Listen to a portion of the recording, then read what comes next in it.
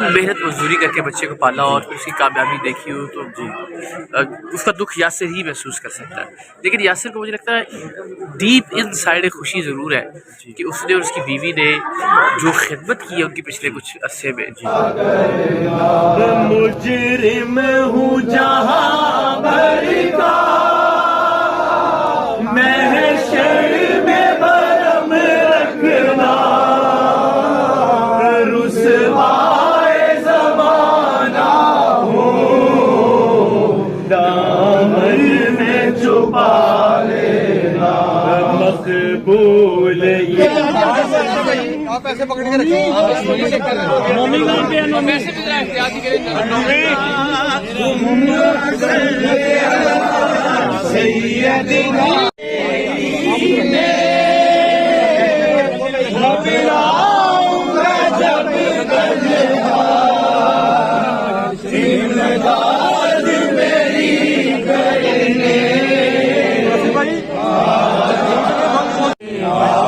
یاسر کا نا اس وقت سب سے بڑا ظاہر بہت دکھی ہے، دنیا چلی گئی اس کی ظاہر، اور ایک ایسی ماں جس نے